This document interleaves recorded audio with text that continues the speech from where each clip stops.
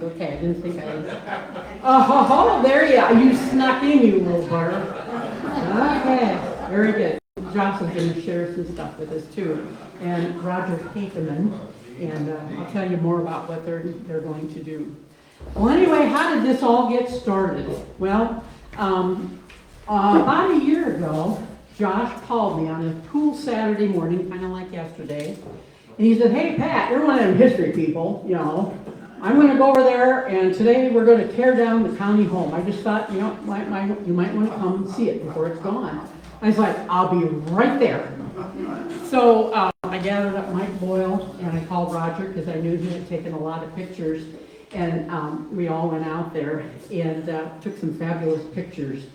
And at that time, I had met Donna Hanson. She drove out, and she said, "Oh, I didn't want to miss this because I worked here, and it's, you know, it was just hard for her to see it go down." So anyway, her and her sister and her brother, and I thought it was kind of unique because her brother was the one that kept the women and the men apart. He said the ladies would go out and work in the garden, and then the men would come out and bother them.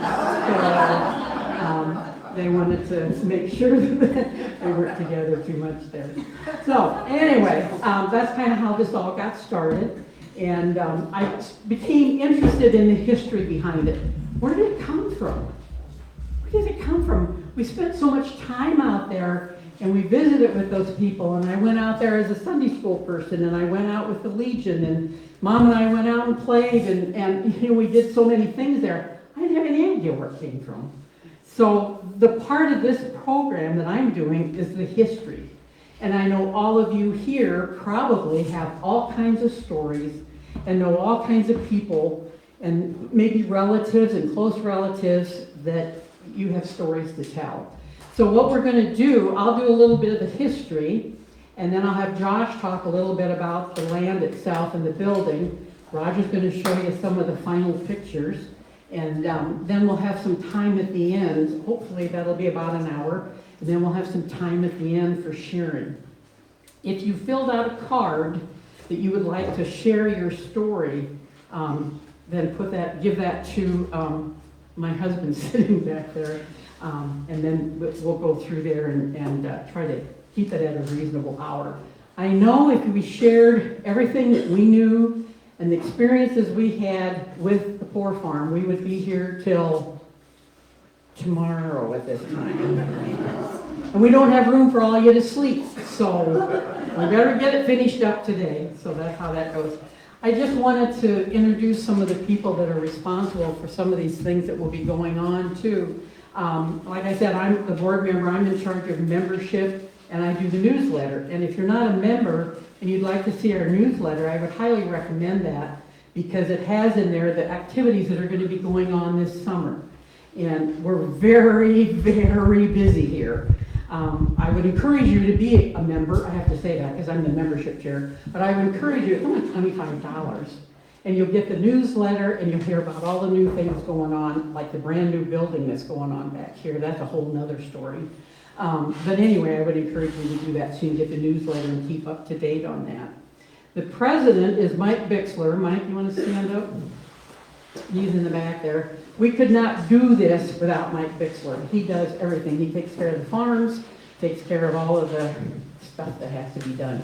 Very, very good. Marcia Howe is our museum coordinator. Is she? Yeah, she's standing back there. You probably bumped into her before. Mike Boyle is up here on the computer. Wouldn't be without Mike. He does all of our paperwork and writing the checks and collecting the bills, and so he's really good at that. And I know Bob Davidson. He's also on the board. He's up here too. Fritz Drexler. Keith Whitlatch. You snuck in. I didn't see it either. Keith Whitlatch. Eric Sturgeon. Oh, Eric Sturgeon. Any more board members that are here? Okay. Yeah, he's right up front here. Yeah. So anyway, these are the people that keep things going, and I just follow along and do what they tell me to do. So I have an easy job. Okay, well, let's get started with this. Cedar County Home, a special place to many. Isn't that true? Not only to those that live there, but those that knew people that lived there.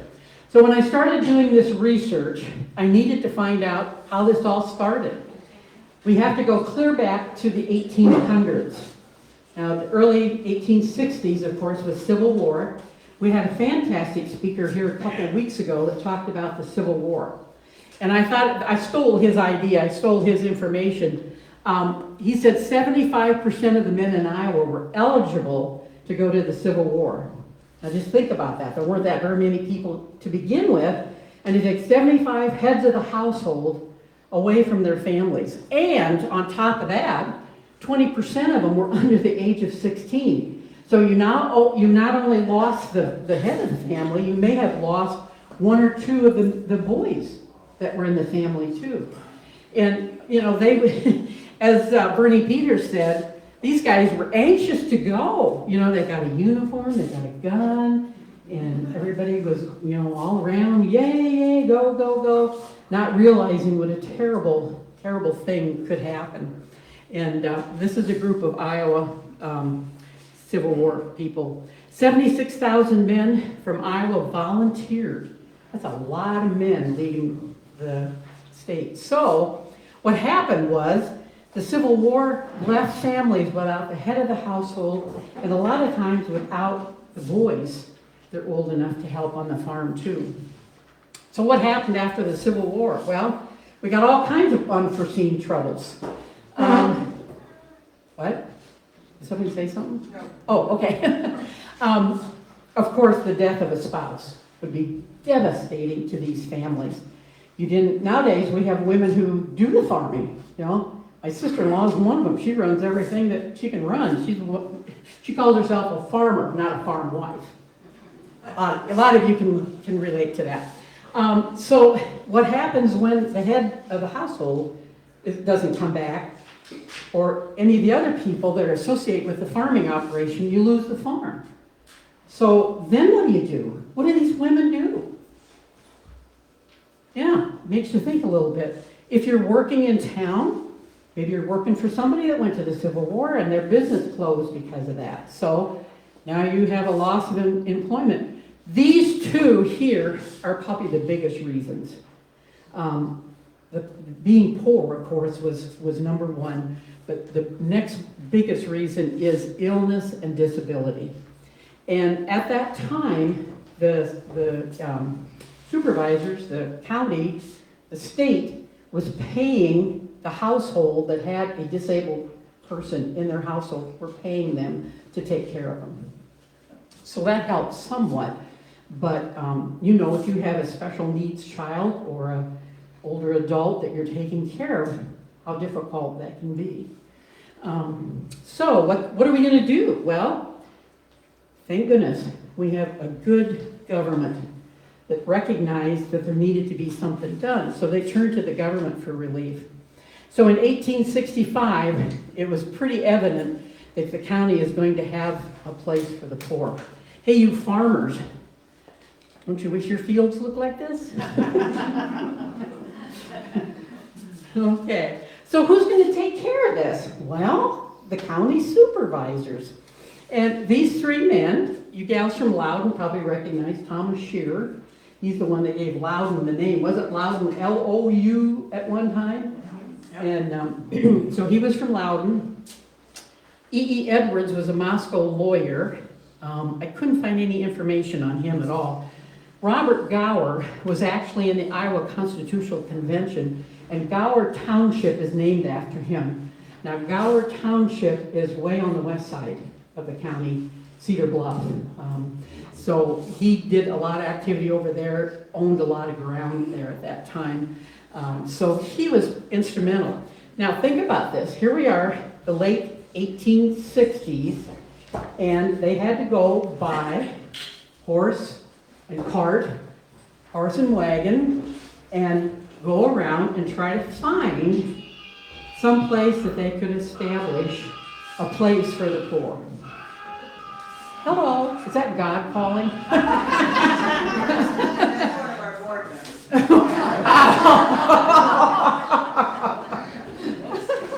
I must have said something wrong. Okay. So, here's Robert Gower, great picture of him. Him and Edwards and Shear went out, and they did find 160 acres for $40 an acre. And it was north of town on Red Oak Road. And then the next thing they had to do, even the government back then, needed to have approval by the county. So they brought it to a vote. They had to gain support so that they could get somebody to get behind them and buy this ground. So in April of 1871, now, things don't happen fast. Remember the Civil War was over with about 1865? By the time they found a place, and by the time they had the vote, and of course the vote wasn't by, automatic, put it on your computer. Everybody had to come in, and everybody had to vote. And so anyway, they finally got the farm purchased on a 5-year contract with 10% interest, and I was shocked. I thought that was a lot at that time. Yeah, okay. But it did include a farmhouse, a barn, a corn crib, and a storage. And Jim Cook was here last month, gave a fabulous presentation on, well, maps, because he does a lot of searching the ground for cool things. I have looked on different maps, and you sent me some maps too. This map is from 1872, and this is the spot. So you go north out of town, and that's where the county home is located. There is nothing on that map about the Smiths. There's no home there, no corn crib there, no storage. So what Jim Cook told us was a lot of times these old maps weren't accurate because they didn't exactly build it right on that spot where we think it should be. They build it on the high ground, or they build it next to the creek, or they build it here or build it there. But I didn't see anything, and it's in Center Township. If you even go up into Red Oak, it's not there either. So, but anyway, the location was 2 miles north of Tipton, and it was on the railroad line, and that's going to be very important as we go on talking about this. And the total purchase was $10,894.97. Got to have it exact. So they finally had a place where they could house some people that desperately needed the help. So now we're up to 1878. When did they have the vote? 1871. When did the Civil War get over with? 1865. Here we are 10, 13 years later. And it takes time, to get all of these going. Thank goodness they had a home there. So in 1880, there were 12 that were disabled. And you're not going to like some of the language that these people were called. I don't like the language. But it was of the time. Just like the African Americans were called other names that we don't like anymore. But that was history. You're here to learn about history. So they were called insane, paupers, disabled, of course, isn't real bad, and poor.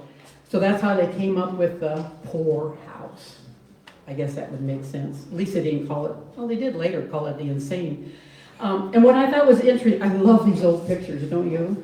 Don't you just love them? These people, when you go back, and Jeff Kaufman told Mr. Bixler to go down and get the books.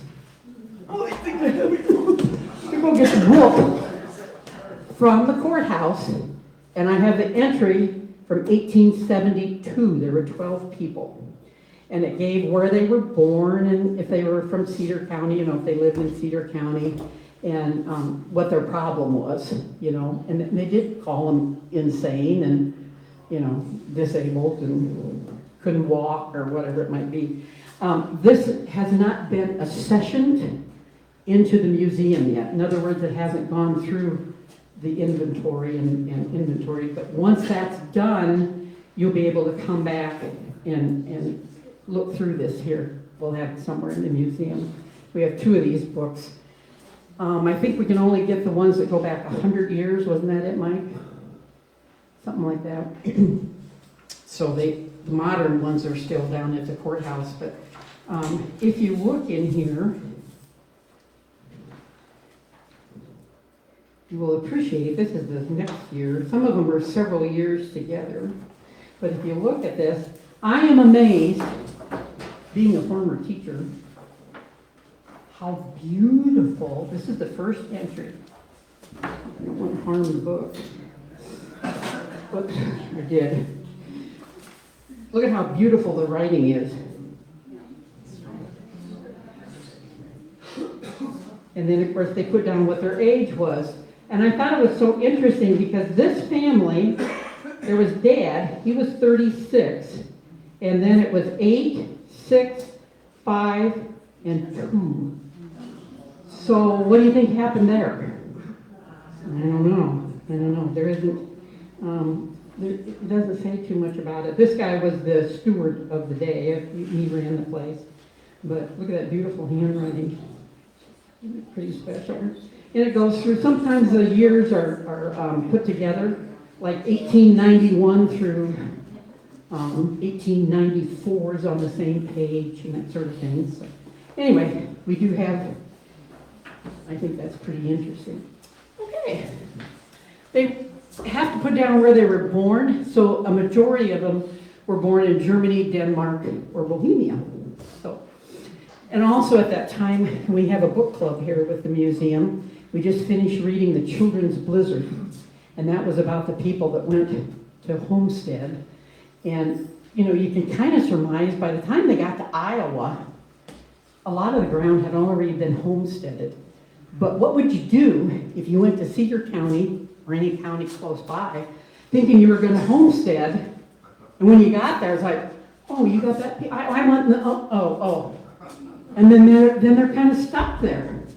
So, not that we have a record of that. Most of them say they were living in Cedar County at the time, but I think it's interesting to note that we probably did have some immigrants that came here and were stuck here. And if you look real close, these probably are, this is the old house that they bought, where they started. This gentleman is African American. Isn't that wonderful? There is a story in some of the literature that I was reading. There was after the Civil War, some of the African Americans were stuck here, essentially. You know, they couldn't get back home.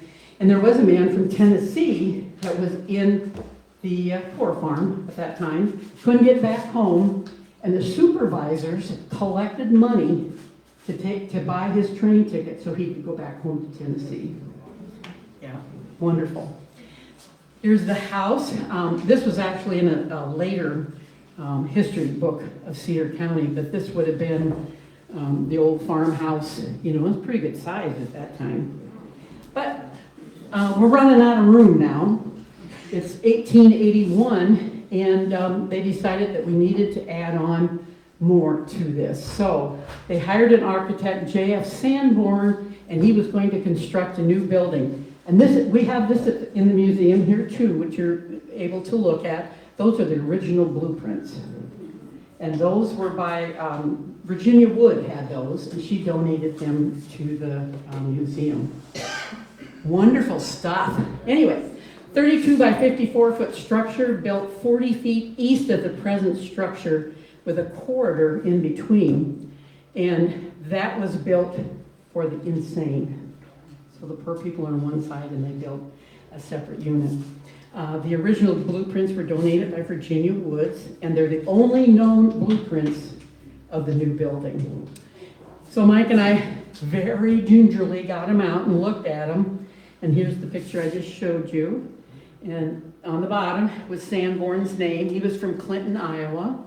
And then this was a picture of the lower floor, the blueprint. But the blueprint thing is about this thick, the whole thing. So if you're interested, sometime come in and you can look at it. The new building was constructed in 84, 85. Now we're up to 38 inmates, and it's still called the Poor Farm. And there's the building. So, yeah, it's pretty impressive, I think. In 1891, Cedar County was given 6,000 acres of swamp land. Did you know that? And guess what we did with it? You want to take over from here, or shall I make it short? Go ahead. Okay. So we took those acres and bought 200 acres of prime prairie land. The swampland, and I found that picture too, most of the, you don't think of Iowa having swampland, but our son farms in Kossuth County, and they have big drainage ditches that need to be cleaned out periodically because they have no way to go with the water, and a lot of that was swampland. So he wasn't too impressed when I told him last night, I think, part of your farm went to Cedar County.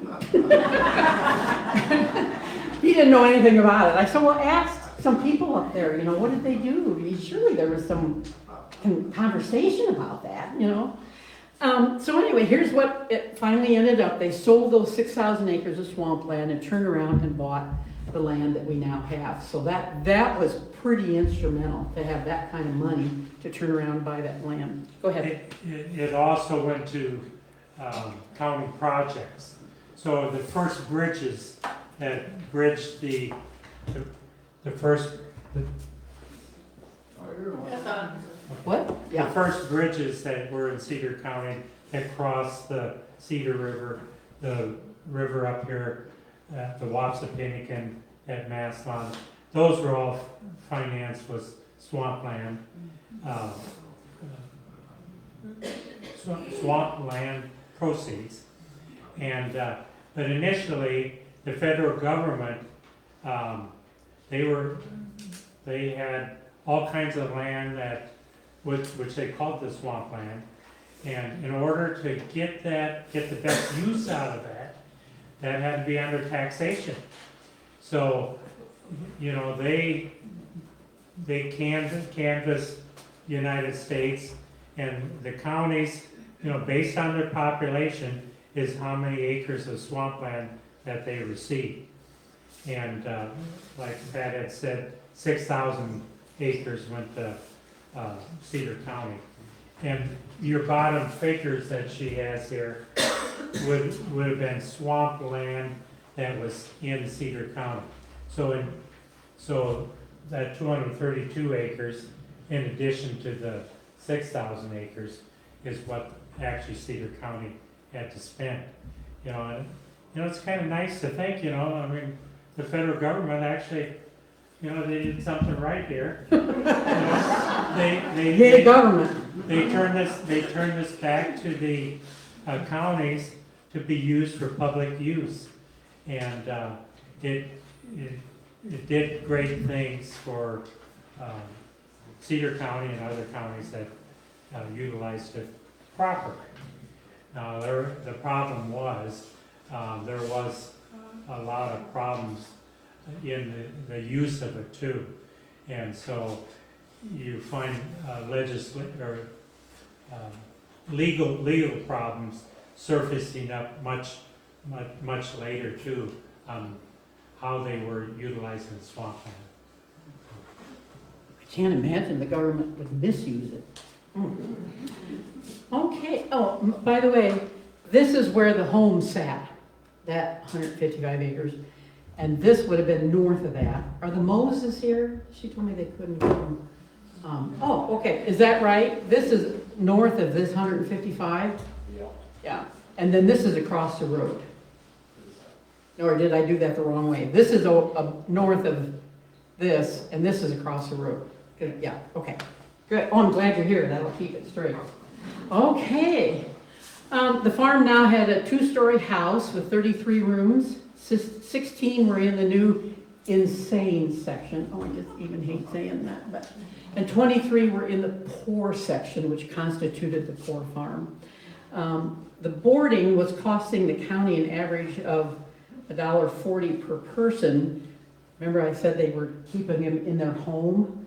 So they felt that it was less expensive to put them all in one unit. And that was the cost then. That was cost per day? Yeah. Yes. Cost effective for the county to house the individuals in one place. And they did have a doctor, came out and took care of all of them. Otherwise, the county doctor was probably running from place to place, and this made it a little bit easier. And now, on this map, I don't know, Jim, how old this one would be, but see, now they have the buildings here and the outbuildings. Now you have the county poor farm, and this is the creek going through, and yeah. Now they got the buildings on there. Okay, Now, this gentleman, you farmers will find this interesting. In 1902, Perry Holden, professor of agronomy at the Michigan Agricultural College. And what's interesting about this guy is he's from Michigan, and later on, he taught there for a short time, and the Funk brothers got a hold of him and hired him as their manager. And they were in Illinois. And he began developing hybrid seed. So he quit Funk Brothers and went to work for Iowa State College as the professor of agronomy.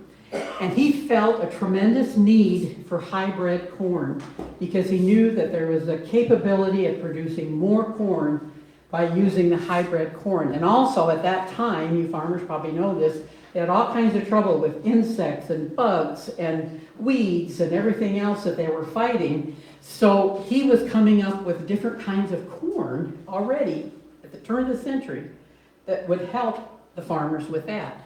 So he had a farmers institute, and he came by rail. Remember I told you the supervisors were very wise in planning that on the rail line which came out of Tipton? So he came by rail. It was called the Iowa Corn Gospel Train, which I thought was kind of interesting. So while he was there, it was quite a celebration because it's not every day in 1902 that you would have a professor from Iowa State come out on the train. And he was going all over Iowa doing this and showing them how they could increase their corn yield and how they can get away from the bugs and the insects. And look at this. This guy came from Funks. Oh my, he is a big deal. They even had a contest among the local farmers, and the guy that won got 40 bushel to the acre. Pretty darn good, yes. So I have another little side note about this guy, but he went on back to Michigan, and he actually started the first extension service as we know it today. Isn't that interesting? I did wonder about Holden. What other Holden family do you know in Iowa? Holden seed. And my husband just recently went through a bout with cancer, and we spent a lot of time at the Holden Center, which is a wonderful place, by the way. And Perry Holden Cancer Center, seeds. And I looked and looked and looked, and I don't see any connection. I've gone back through Perry Holden. He had a sister and a brother. And I thought, oh, maybe the brother. You know, I went, Perry, he had a couple girls, 2 girls. But I went back and his brother, I thought, well, maybe. No, brother didn't have any children. So I don't think there's a connection with Holden seed. But there's another connection. I checked on his kids, and one of his daughters is now a Funk.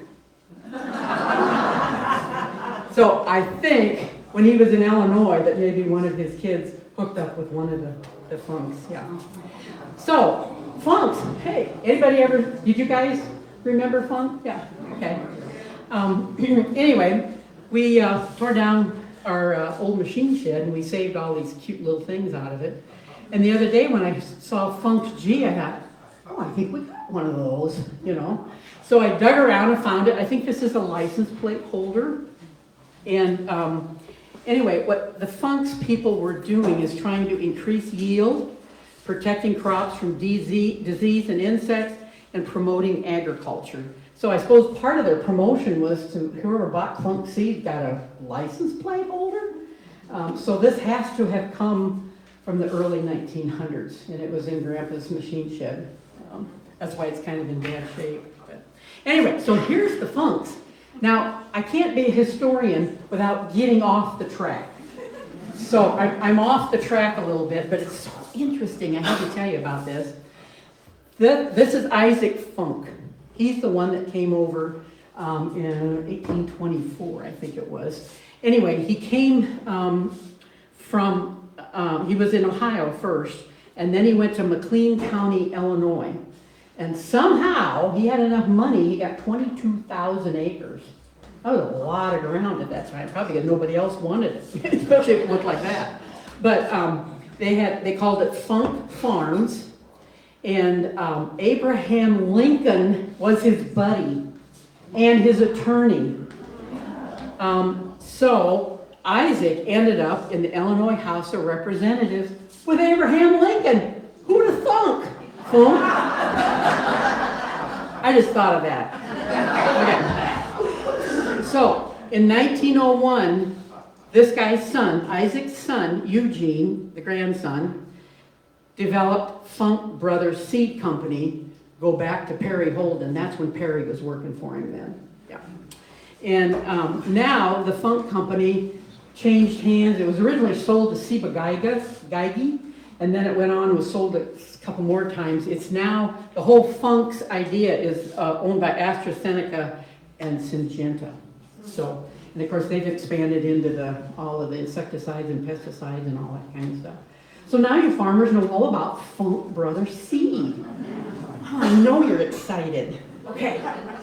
So when I saw this picture, I thought, well, what's the big deal about that? So they had a picnic. So Holden was there. Big deal.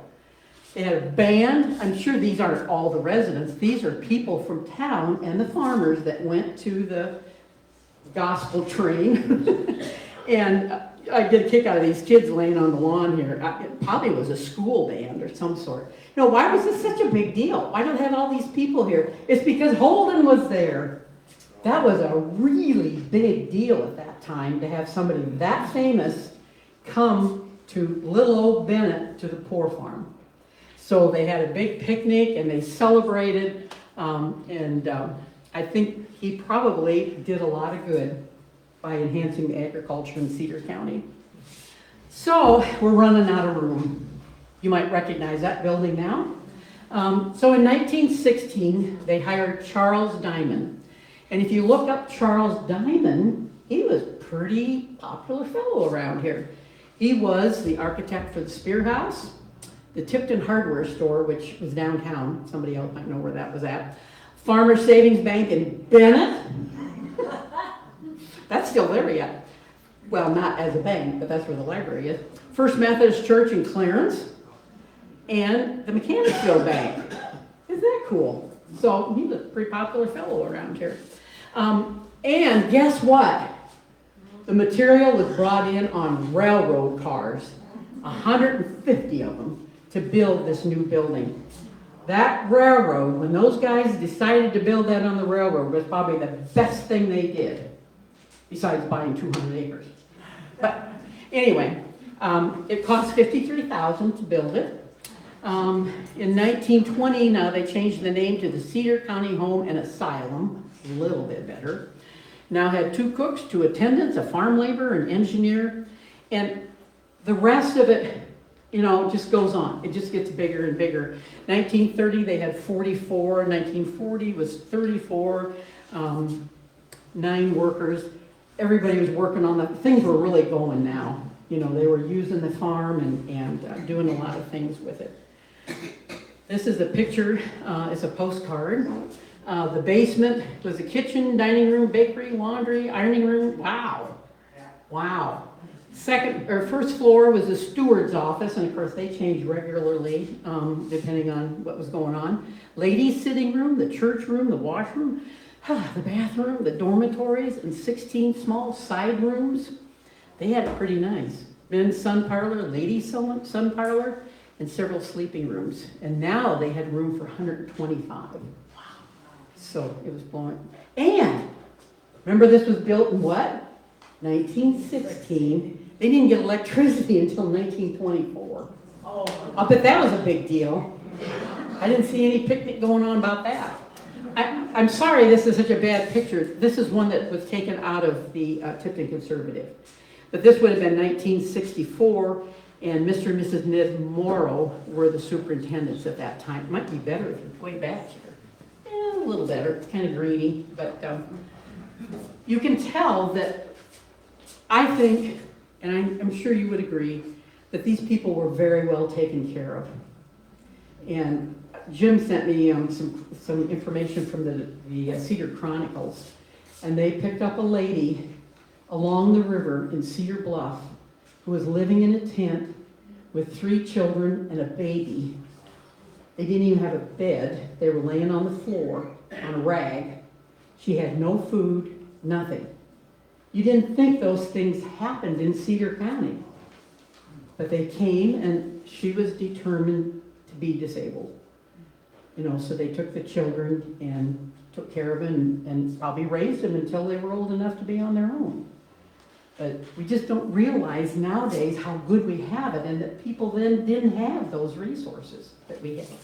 So I think it's pretty wonderful.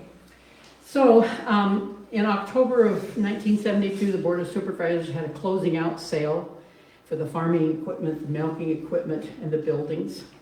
Many improvements to the home itself. Now the government comes in. We've got state regulations, we've got federal regulations. You have to do this, you have to do that. The building has to be, handicap accessible. I can't imagine what they all went through.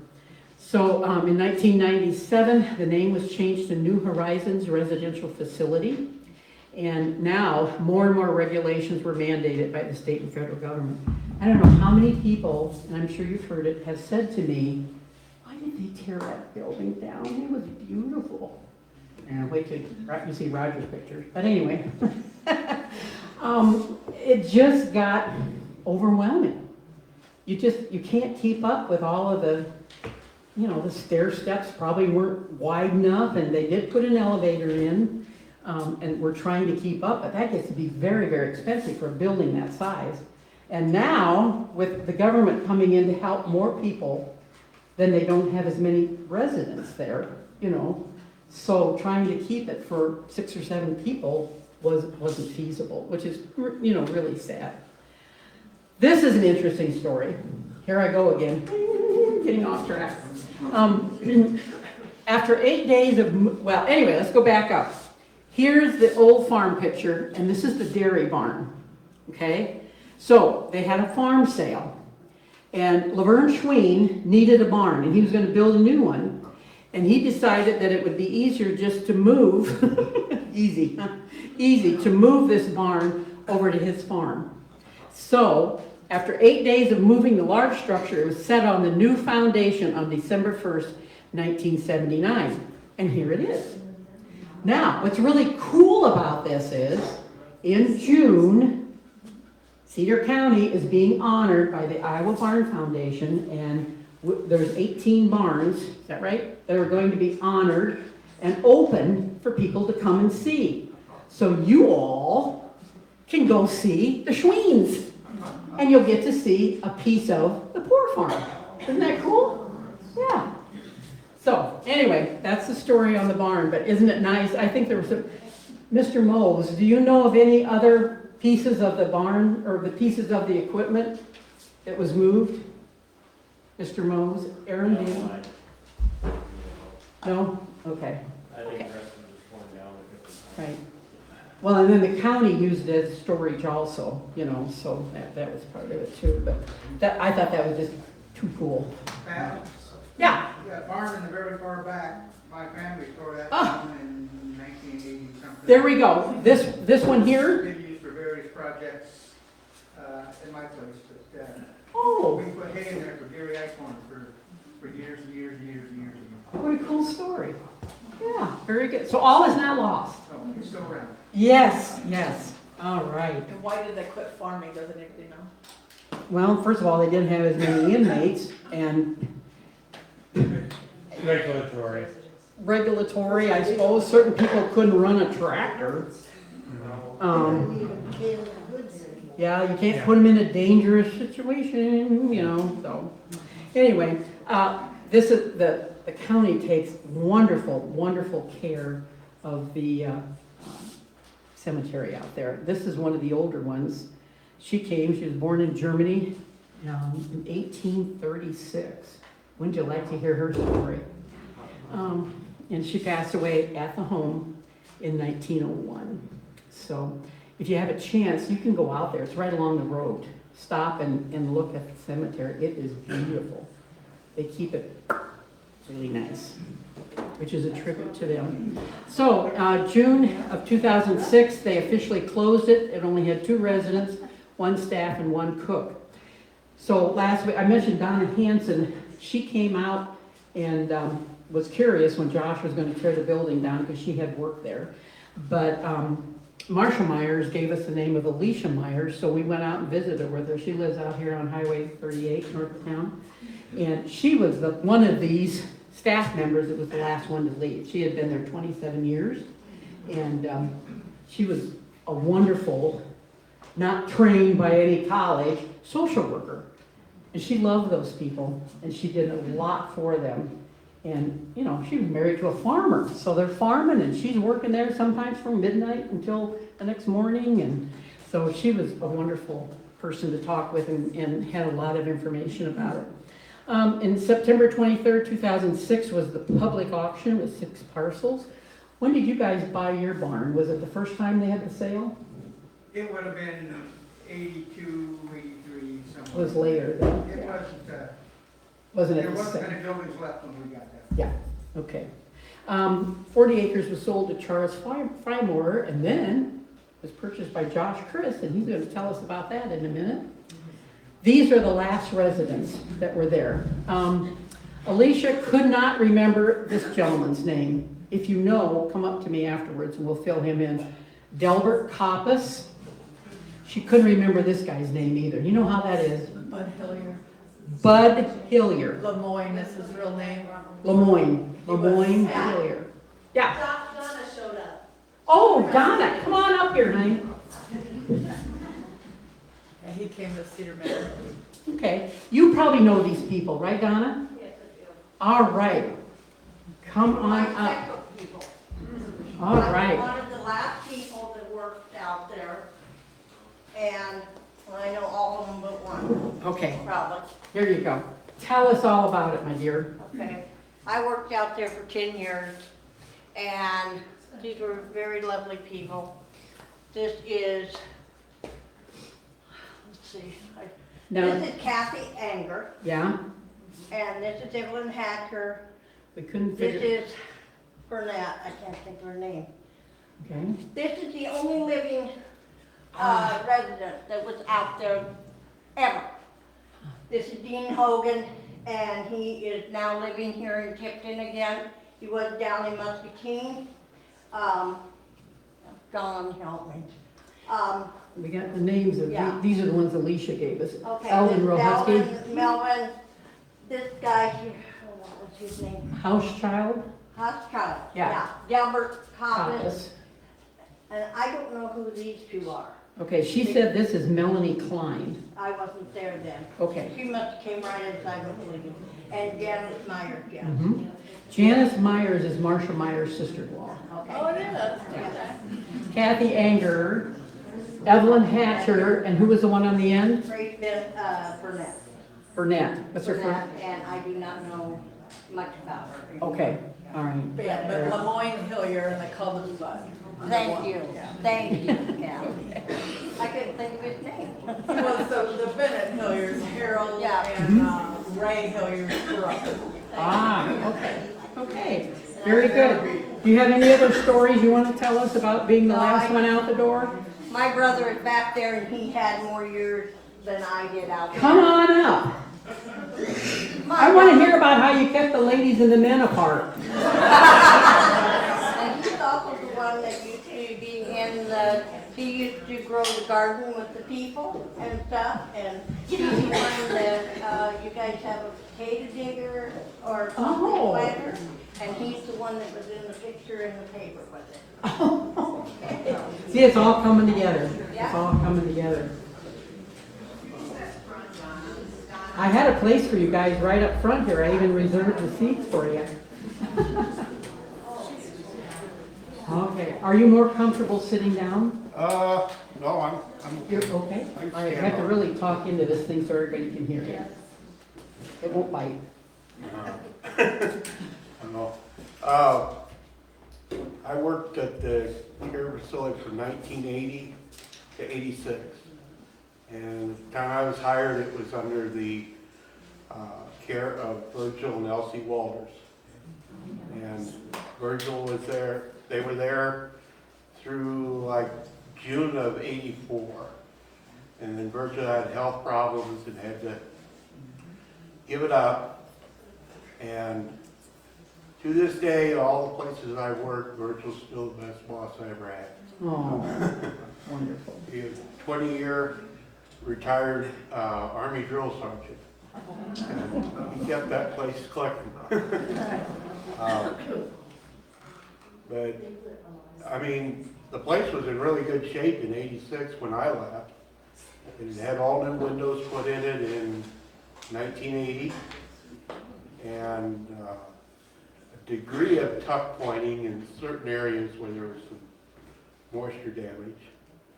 And we cleaned and prepped the place for open house every year. I would start on a Monday, and I tell Virgil I'd be in the basement by Saturday, and stripped and waxed all those terrazzo floors Wow. through the whole building in a week. Sometimes I'd have 80 hours a week in there at that time. And I would comp most of the time and take it off then later on. We were able to do that. But I still haven't heard how you keep the men and the women apart. Oh, there was doors. It didn't always happen. I know several instances. But there was doors in the hallways, Yeah. and there was the women's wing and the men's wing. How about out in the garden? Oh, the garden, that was a whole other story. I mean, out in the garden. Yeah. When I started working there in 1980, it was in September, and they had a 12-horse Alice Chalmer riding lawnmower. And I mowed the place twice with that, and it was like 5 acres of grass to mow. And it took a day and a half to mow it all. And so I worked with Virgil, and we got we had several of the guys that were farm hands that had retired to the county care facility. And got a couple of them to use the riding lawnmower, and they would mow the yard under my supervision. I would stay close enough to them that, you know, they didn't have any, and they got really good at it. I never mowed that entire property after that for going on 6 years, so. And they loved doing it too. And they would get compensated. I mean, it wasn't a lot of money. It was, I think, 33 cents an hour or something like that at that time. But it would go in their canteen fund. And then we raised a large garden. We had, there was 5 acres of garden, and 3.5 acres was in potatoes. I understand the potato planter is here. Yep. And the potato planter was originally horse-drawn, and it was adapted to an 8-end Ford. And it was, we would plant 1,100 pounds of seed potatoes, 3.5 acres. And then we'd plant sweet corn and onions, squash, everything else, tomatoes. We'd do like 200 tomato plants. And there was a lot of regulations about us using our own vegetables and stuff, and some of that had to discontinue. They wouldn't allow that or whatever. And in 1973, the big thing that changed, and with the county farm being sold, was the state regulations, and they were going to have to pay the residents minimum wage to work on the farm. And that was one of the cost factors into it, why they shut the farm operation down.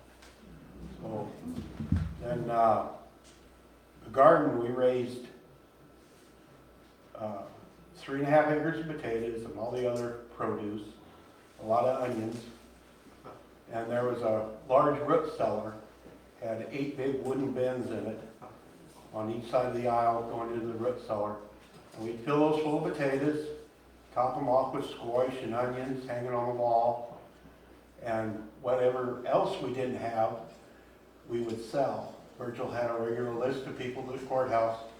He'd take the trunk of his car full of vegetables into the courthouse, and the staff and stuff, people would buy it. And then that money would go back on the residents' canteen account. And in the fall of the year, we would take the residents out to eat. I had 11 guys and 2 women that helped in the garden. We'd take them out to eat to Max's Triangle up in Wheaton. And Ed Ross always had to have the T-bone for 2. If you people know Ed Ross. Yeah, we'd take them out to eat, and then the balance of the money they would put on their canteen account, and they could buy stuff from the store. They had a little small canteen there in the basement of the facility with candy bars and pop and stuff that they could purchase. And the guys got on the kick of buying Lazy Boy recliners. And that was when you could buy a Lazy Boy recliner for like $140. And all the guys that worked in the garden, that was their. One of them Eldon Rohusky got it started. He got a Lazy Boy recliner for his room. And then all the rest of them seemed to follow. And we'd go into Stamos, and Max Keller would cut him a good deal on a recliner. He knocked like $30 off. Wonderful, wonderful. Well, you don't look like you're that old. How old were you working when you were there? How old were I you? started when I was just before I turned 20. Wow. And so I was 20 in 1980. And I turned 65 next month. September. Well, you're looking good. Thank you very much.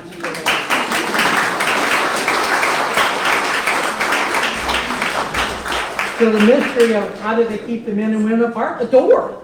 Who knew it was so simple, huh? Okay, so I'd like to have Josh come up.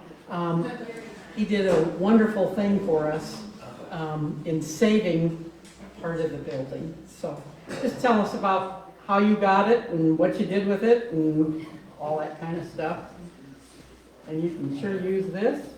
Well, I didn't plan anything for today, so You don't have a little bit of a to. I didn't surprise, either. so it's hard to follow Pat there. So anyhow, I'm Josh Christ, and our family's the one that was the one that took the building down. So it was in pretty bad repair, and You vandal, you. yeah, I know it. The Frymore family been a pretty good part of our family. Helped us get started farming.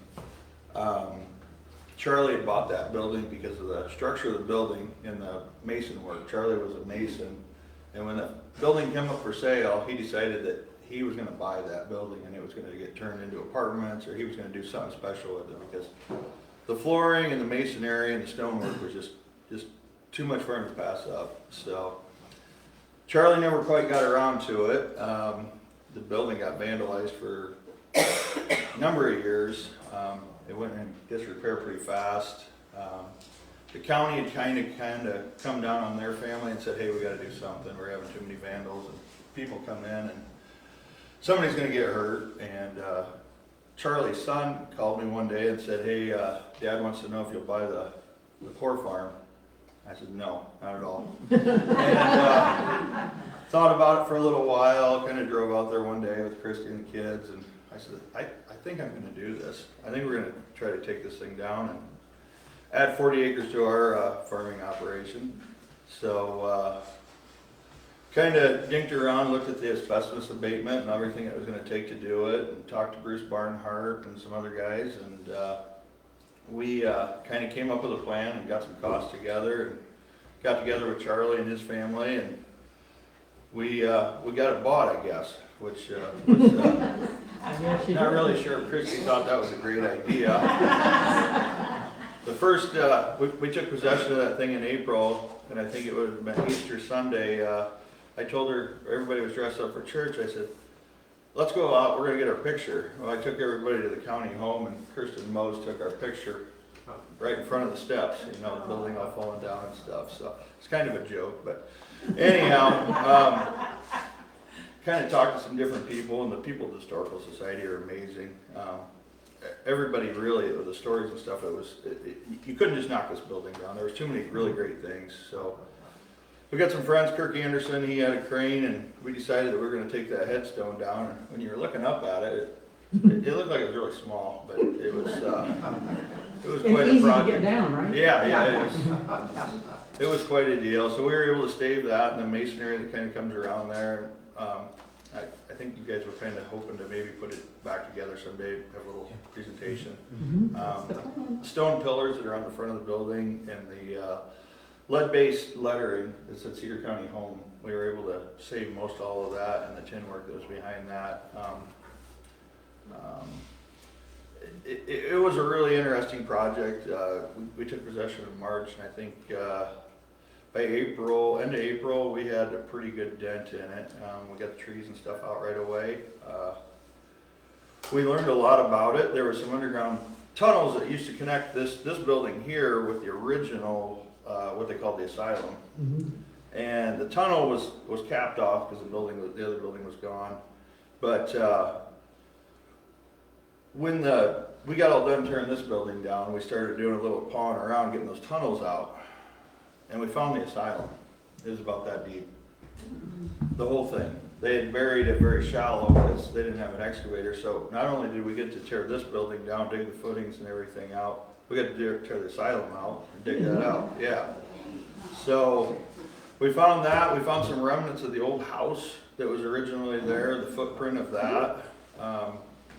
Aaron's been farming that farm for quite a while, and he's found some footings for the old buildings and barns. They're still there. And he's been working on getting some of that stuff out and getting it cleaned up. I don't know, the lagoon and stuff up there, we were able to take the topsoil out of the lagoon. A lot of really good black dirt there. It's a really high CSR farm. It's a lot of black dirt there. We were able to peel that back, go down into the lagoon and dig down 17, 18 feet and bury the remnants of the building there and get it all covered back up. And there's, I think, enough black dirt to make something out of it. Aaron's the guy that's farming it now. He'll probably be the one. Yeah, that that's decides Aaron's, Aaron's problem. if we did a good job or not. So. When did Aaron, you sold it to Aaron? Yeah, so actually there's another piece of Cedar County history. We got an opportunity to buy the farm up at Wald from the Agnew family this year, and that was kind of a surprise. We didn't really plan on selling this 40 right away, and we got a call from that family, and they had some things that happened in their family, and so they were wanting to sell it, and it's a farm we've been operating for a few years, and I talked to Aaron, and he showed some interest in buying it because he is right in that neighborhood, and so we were able to move it to Kirsten, Aaron, and their family. So. And Aaron, you farm the whole thing now, right? Yes. Yeah, So, good renters. Yeah. Anybody have any questions? I guess I didn't have, anybody have any questions for Josh? No, okay. Well, that was an exciting day when he took that thing off the top. It's like, Roger was there. Thank you, Josh. That was a job. He's downplaying it because you had to cut all this. It was all cemented in there and all that brick and oh my, we're down there on the bottom going, and then he brought it down and it was such a relief because that thing could have busted apart, at that time, even coming down. So anyway, I'm just about done with mine, and then I'm going to have Roger share his pictures. It's now waiting for a new home here on the prairie. Right now, it's just north of one of the Quonset buildings on a pallet, and it's been there for over 100 years. I guess a few more months, out in the rain won't hurt it any. But the plan is kind of to have maybe a new gazebo type thing, and have that in the gazebo with pictures of the county home and maybe a picnic area where people can come and reminisce and see what's going on. It's going to take a little while because we got this other building going on now, but anyway, that's what we hope is going to happen with it, and it will. Just give us a little bit of time. So, and that's our plans for the future. Preserve. We want to do everything we can to preserve the Cedar County home because it's been such a special place to everybody. So. Is there room on that? Yep. New building for that plaque?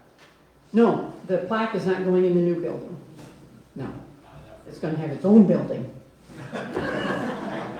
Yeah. The new building, just briefly, I'm sorry, I don't want to take much more time, but because Roger's got some really cool pictures. The new building is being built as a memorial to Jim Kress. And if you haven't read it in the newspaper, I have it in the newsletter too. Jim Kress was killed last year when he was dismantling a tree. And he was 54 years old, wasn't married, no children. His mother had control of the estate, and she has donated the money for the new building. What will go in that new building is his collections, which are now in the inventory room, of everything. Toy tractors and, oh my.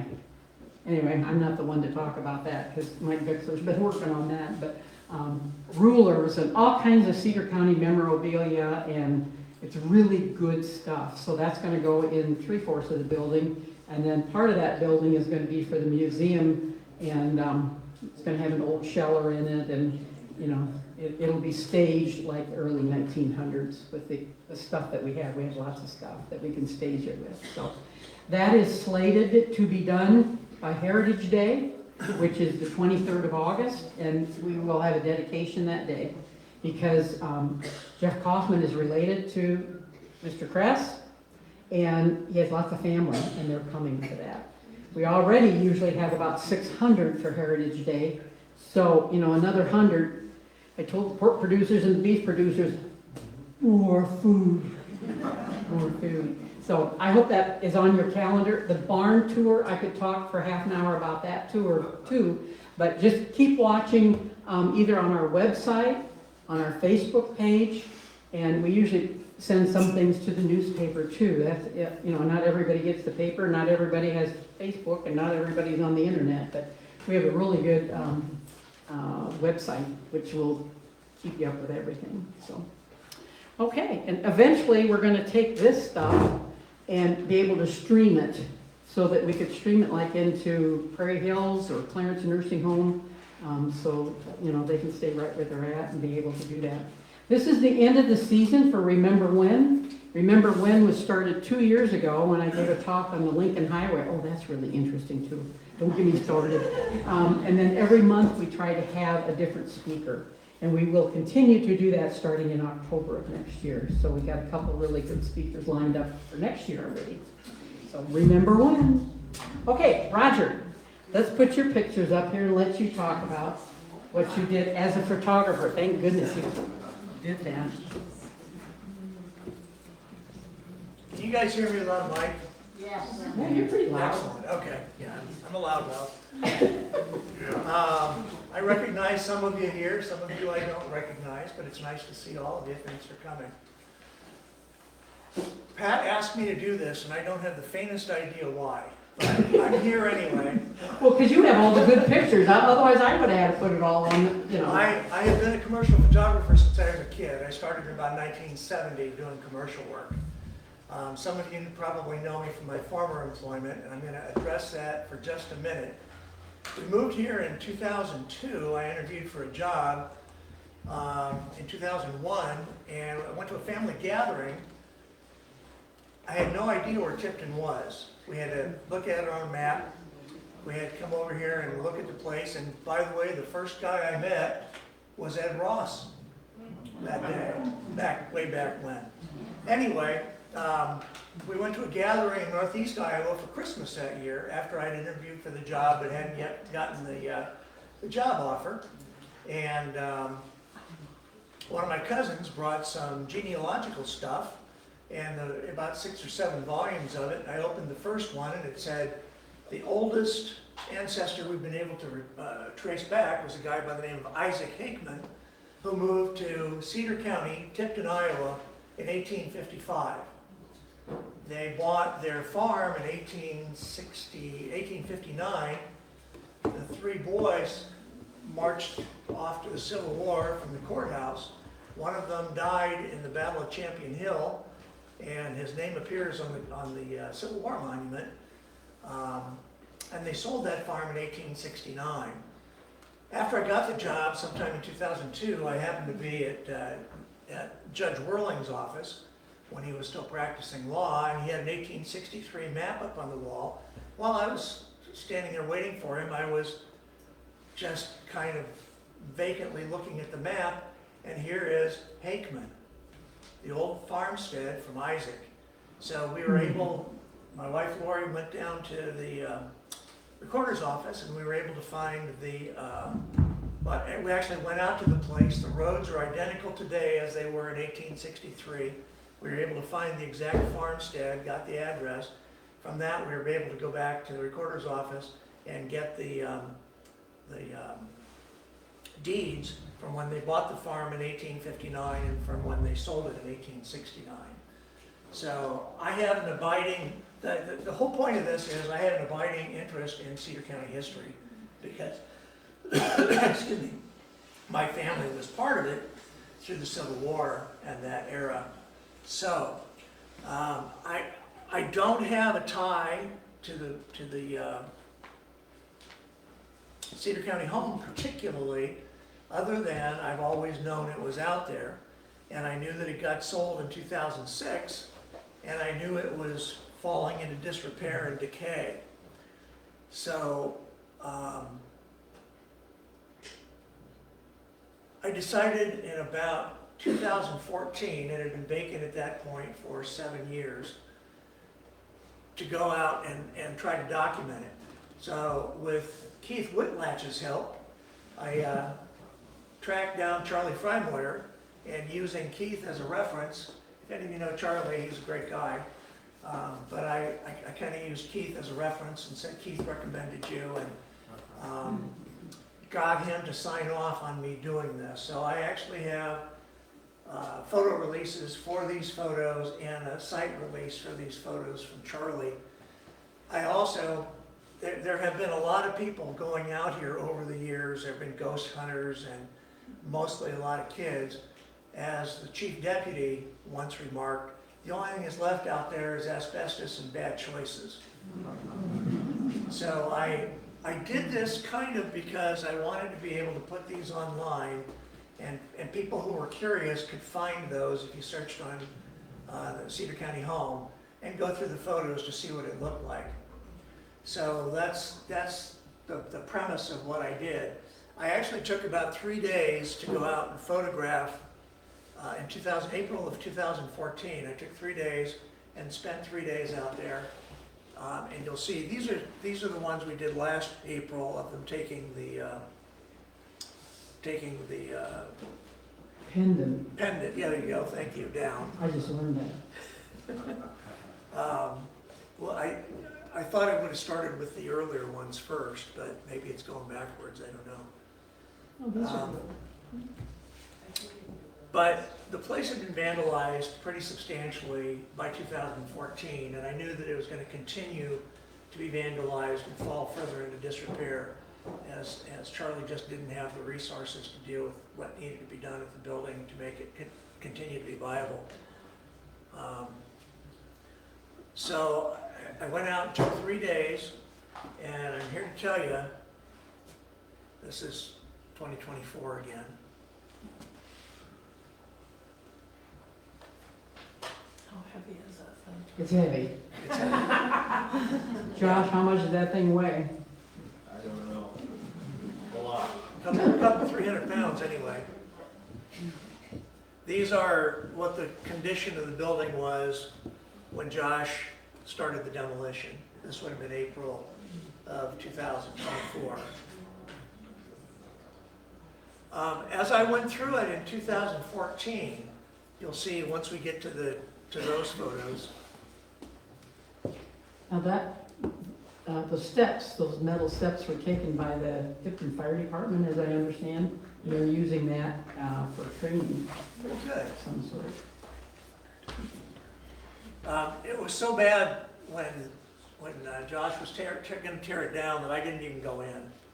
Those photos I just took from the outside. Ooh, we get to see all your photos. Any of those X-rated? There we go. What if they are?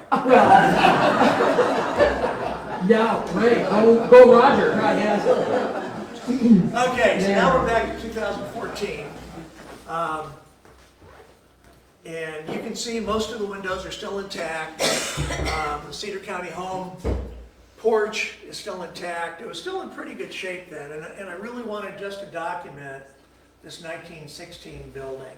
that was almost 100 years old at that point. Even though it was falling into disrepair, it was such an exceptional structure.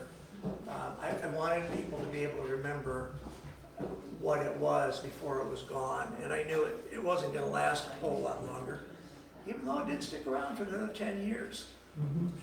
So, We have the railing off of the porch and some of the brick, which will go into the, whatever structure we put up for it. in a minute here, we'll get into some of the inside, and the point I wanted to make about that was the building was first painted in 1915 when it was built. And it had innumerable coats of paint on it. And that was all lead paint. Mm-hmm. Every pipe in the place was wrapped with asbestos. And as I wandered through the place, I was painfully cognizant that every step was putting up toxic dust. So I moved very slowly through the place as I took the photos. And a lot of these were taken with a tripod, a camera on a tripod, of course. So, I'm glad you had these pictures and saved them, because I don't know of any other pictures, or it'd be somebody private that came out and took pictures. I was really grateful to Charlie for giving me permission to actually do this. There are other photos of the building out there on the internet, but I'm pretty sure I'm the only one who documented it thoroughly and lawfully. And that's really important to me. Was that the base for some building? This must have been a base. It must have had a water tower out there at one point. That's what that looked like to me, because the hydrant was right underneath it. One of those pictures of the farmstead showed that water tower. Does it? And the boiler downstairs. The boiler room in there was fascinating. I could have spent an hour just looking at that. That fire was coal fire. They coal fire. But you can see, you know, how the paint was flaking on even on the boilers. This is obviously a kitchen area with the stove used to be under that, with the fire hood. And there had been a fire at some point in the basement. There you can see the failing paint. And that was throughout. Now you can see charring up in this area, and I think it'll be, more evident in the next one.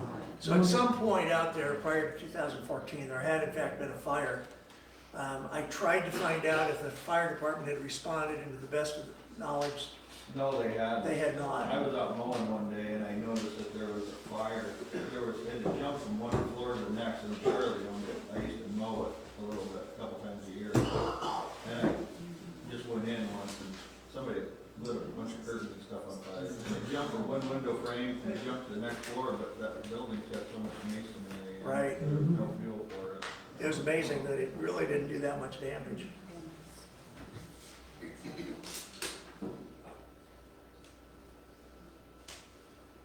No, the day that we were out there, when Josh had called us, and I got to meet Donna, you know, I know it was very hard for you to look at that building, wasn't it, Donna? You know, all the time that you had spent there and your family had been there. Once again, you can see the paint, the condition of the paint after 7 years of no heat. So Josh, did you ever find any ghosts? Just one, but I brought him here to the historical society. You'll meet him later. We'll have to have a seance. I found it interesting that the curtains and stuff were still pretty much intact and fairly good condition, even though the paint was terrible. They were still blowing in the wind when we tore the building down. Yeah, yeah, you would have thought they'd Quit again. yeah, I presume that's one of the day rooms. Oh, man, that looks awful.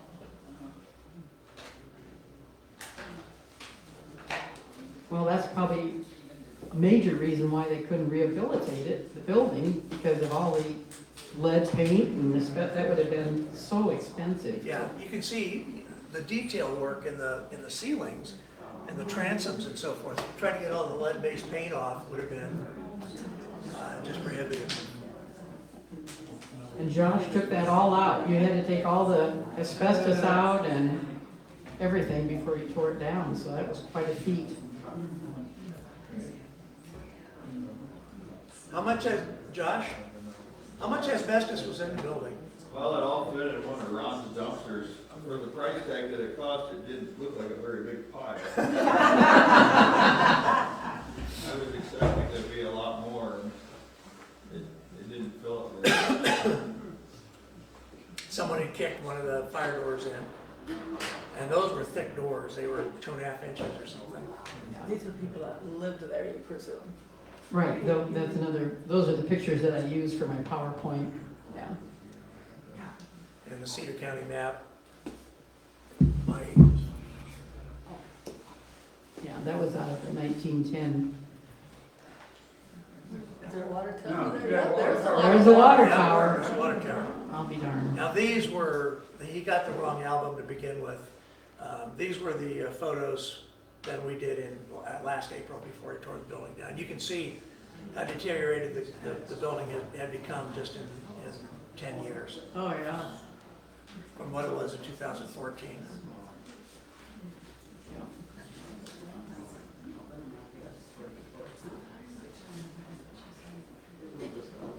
The man himself in his basket. Well, you can see how it started with all of it up around that pediment and then all that stuff you had to knock off of there to get out. Wow, very good. Well, thank you, Roger. Anybody have any questions for Roger at all? Thank you. everyone.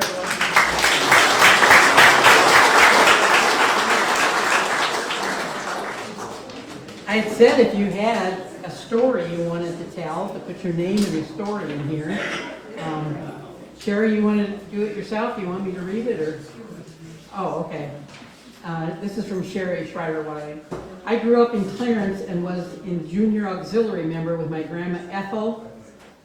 What's the name? Huh? Trimer. Shriners. Okay. As leader. See, you should be reading this. We would make treats and crafts, take it out to the county home for holidays and special birthdays. The ones that lived there appreciated us young girls with our treats and cookies, bars, and so forth. We hated to leave as the time I wasn't really see why they were there and not sure if they knew why too. Yeah, I think I felt the same way. It's sort of, what are these people doing here? How did they get here? Joanne Brennan had a story. Would you like to share that with us? Yeah, I can get up there. Well, you probably can do it right there. You're kind of in the middle there. Maybe everybody can hear you from there. That would be fun. Well, I'll just start out by saying I'm 88 years old, so these are things that happened when I was very young. The first one I remember is Mr. and Mrs. Nelson worked at the county home, and they lived there. They had 3 daughters. One was in my class. We had, slumber parties out in the county home. And the one I remember the most was at Halloween. There was like a tunnel. I'm not sure what they call it. To us, it was a tunnel. And her sisters were dressed up as ghosts and so on and scared us in the tunnel. I think the other thing I was going to tell you about, I lived at the next house going to town for 40-some years. And I had lots of visitors from the county home. There were certain people who were allowed to walk to town. Mostly they were men. There were very seldom a woman. But one of the visitors came in the middle of the night and pounded on my front door, which no one ever went to that front door. And I could look out through the glass at the top and see her, and she had a knife. And so I asked her what she wanted, and she wanted me to call her a taxi. And since I had been going to the county home with the church group and so on, I knew who this lady was. So, remember that was the day when you had a party line and all of that kind of stuff? I went in and I called the sheriff. And the sheriff came out, you know, in his uniform, which I think she thought that was the taxi driver. She very willingly went with him. And we had a lot of experiences like that. And after we got there and found out that these people do walk to town, we fixed the thing out at the pump with a cup, because a lot of those men would want to drink. And they never bothered us, you know, they wave at us and so on, but they never bothered us all those years. So you were a mercenary on the way to Tipton? Yeah. Oh, that's a nice story. When we visited with Alicia Myers, that she actually took care of Ed Ross. Is that him, Ross? Because when she worked there, he didn't have any place to go. So she actually took care of him. Her and her husband were the caretaker. And then it got to the point they couldn't handle him, so then they had to go to a home of some sort. But we just had a great visit with her, you know, about all the stories that she had too. I asked her to come, but her daughter from Michigan was coming home this weekend, so she didn't want to miss it. Okay, anybody else have any stories? Oh yeah. Okay, Denise, and then Kathy Cranberry worked at the Cedar Manor, and she's got some stories here. A lot of the people were sent to Cedar Manor, weren't they? Yeah. Okay. I had the opportunity to work with the Cedar County Home in the 70s. My dad was a supervisor at that point, and he thought that was a really good fit for me to work there. And so some of those people on that picture were there, were residents then. Everybody was ambulatory. I became a CNA. And Ed Ross was there at that point. To keep the men and women apart, there were doors, and then the women were on the east and the men were on the west. There were some rooms that were like wards. There were 6 women or 6 men, and some of them had individual rooms. But I also worked with the Walters, and they did a fine job. The place was impeccably clean. And as you're showing the pictures of the stairs going up, when you walked into the Cedar County Home, at the far, on the right, on the left side, right or left side, was the nurse's station. On this side is where people would sit. Just from a personal impact of being able to work with those residents at that point, most of them were mentally handicapped or mentally ill. And the opportunity as a young woman, as a young teenager, to really know empathy at that point and to share that with people.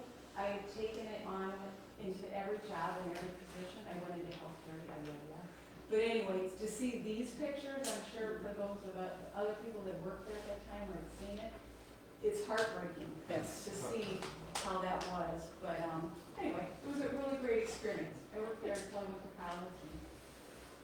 Very good. Inside, I was supposed to come back and run it. Thank you. Okay, Kathy Cranberry, go ahead and stand up and. There were 3 from that picture that I know in the Cedar Manor, but there were, I thought 4 or 5 that ended up there, but from that picture there were 3 on there. And one of them was this Kathy Anger that was in the front row. Mm-hmm. And I found her obituary online, and I'm sure I read it at the time that she passed. She passed right during COVID, it was in 2020. Oh, And recently then. yeah, fairly recently. But what I didn't remember until I looked at her obituary, she was born in 1939. Catherine was born with severe mental challenges. Because of this fact, around age 9, she was taken out of her family home, was placed in the Cedar County Home, and resided there until its closing in 2006. 9 years old. You know, I always thought of it as a place for adults. I never been, you know, you were telling stories of different families that were there as the poor ones. But I just couldn't believe that. And it said from there she lived for a short while at a nursing home in Washington, Iowa, but spent the majority of the remainder of her life living at Cedar Manor in Tipton. Well, we didn't, at that time, Cedar Manor was, if you ever had an opening, it got filled right back up. So when you have 3 or 4 people that need a place, so some had to go somewhere else and then ended up at Cedar Manor. But I remember whenever she was having a bad day or would get upset with something, she'd say, I'm going back to the county home. And I would try to make her understand that the county home wasn't still open or whatever. Nope, she was going back there today. Because she loved that place. I mean, just think, you know, how many years that she lived there until it closed in 2006. But what I liked in the obituary, it said, for over 70 years, Catherine was dependent on the care and attention of all those who worked at the Cedar County Home and subsequent nursing homes, workers whose love and dedication replaced and supplemented the same love and dedication family was unable to provide on a constant basis. Catherine's life is an example of the importance of healthcare workers, for those are the people who give love and become family to our loved ones when they are unable to live at home or make a family of their own. And I thought that was really sweet. Of all of you that have worked at a place like that. Oh, yeah. That was very nice. But yeah, I'm going back to the county. Maybe she could stop at Brennan's and get some water. Oh, please. Yes. I'm Charlie Sum, and back when I had Campfire and Bluebird groups, not only did the church groups go there on Sundays and that, but a lot of like Campfire, Bluebirds, probably auxiliary kids would go out to try to entertain them. And a lot of them, well, quite a few of them, had been there when they were young. So they had not, back then, when they were young, they were usually shut away and didn't get to do the activities in their home that the other kids got to do. So when we went out there, we actually took them trick-or-treating. We had Halloween parties, we had dances. What else did we do? They bobbed for apples, all the things that we did when we were kids, they got to do, and they'd get so excited about it. They were just waiting for it, and some of the kids had pen pals, and my youngest daughter, was a pen pal with Kathy, and she knew my daughter when she walked in the nursing home, clear up till the end, she knew Judy. Yeah, there's a Judy. And I remember one of the guys had a pretend dog. Oh, yeah. Remember? Yeah, dog collar. Yeah, I remember that. I can't remember anything else real specific, but we had Christmas parties. And was it Wayne? Okay. We had Christmas parties and everything, and some of them had enjoyed a little bit of that when they lived at home, but some of them never had done that. So, you know, getting to dress up in Halloween costumes, and we had people that were in my auxiliary group, because my Legion auxiliary group in Tipton was the one that sponsored my campfire group, and then some of the other ones opened their homes to have trick-or-treats where they got to go in and knock on the door and trick-or-treat. So, yeah, they were well taken care of out there.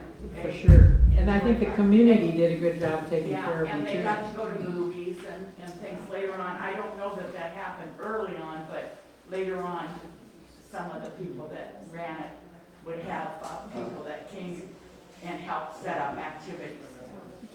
Oh, Kathy Anger's brother's son was Pat Anger that played for the Iowa Hawkeyes. Oh. And she knew that, and she was so proud that she was related to Pat Anger. Oh. She was.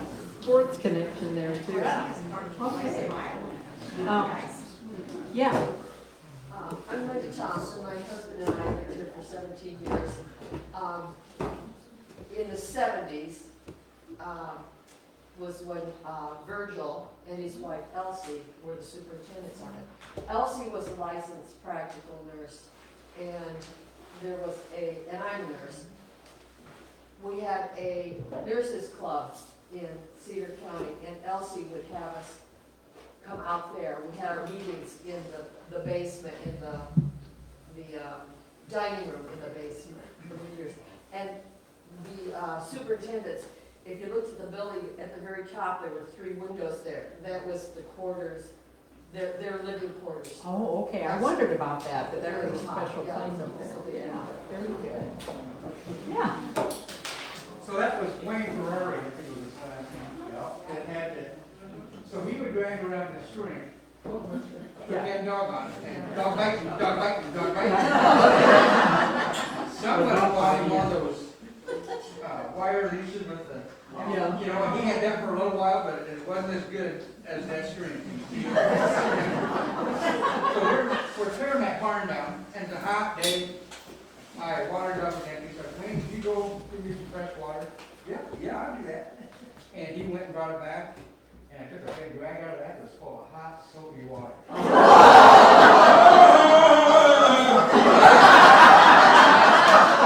I said, Wayne, you, I don't think that you go right now. Or something he did. He did something, a big escape out of it. And at the same time we were doing that, my brother Don had his billfold disappear, along with a can of chew. Well, Dwayne was the guy who brought the chew, and it was like the thing at the county fair that came in, and he just took all the chew. But another guy had found Don's billfold in his pickup under the seat. And that guy was known to find things like that. But they said, just, you know, we got it here. No, don't worry about it. That was Wayne Ferrari. Got baby. He brought the guy to walk the town with me. I remember him, got a dog calling you, got a dog calling you.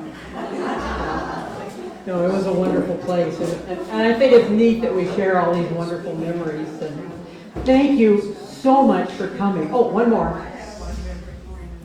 The churches in town used to go out and have Sunday service in the morning. And so whenever the Methodist church went, I was the accompanist. And everybody was always glad to see us. And then after the service, we would make a circle, and everyone would tell something they were thankful for. And the tall man in the picture that you identified, I remember him because no matter what the weather was, he would say, pretty day. Oh. He would say that today, too, wouldn't he? Oh, boy. I don't know about Mr. Whitlash back there. We get him started telling stories.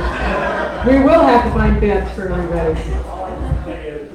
I posted a story last night on Facebook about my experiences at the county home. Great. And there's a lot of them that only a sheriff would know. I'll get you a copy of it eventually. That'd be wonderful. One of the cuter ones, and this is the one favorite of my wife. There used to be a house out there on the grounds that I don't know whether the caretaker or somebody lived in. It doesn't show in that picture. Anyhow, we had a lead on a big drug patch of marijuana growing.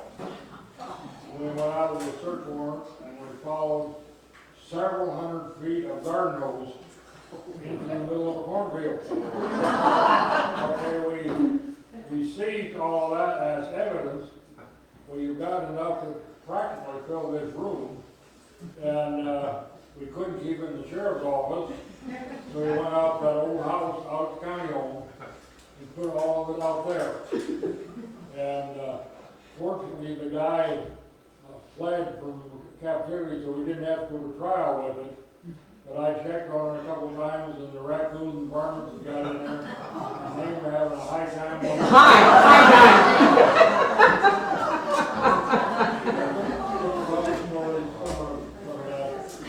Oh, that's wonderful. You know, funny you should mention that. When we were visiting with Alicia, that was the story she told us. She said, yeah, Sheriff Whitlash came out with all, was it yellow? Yellow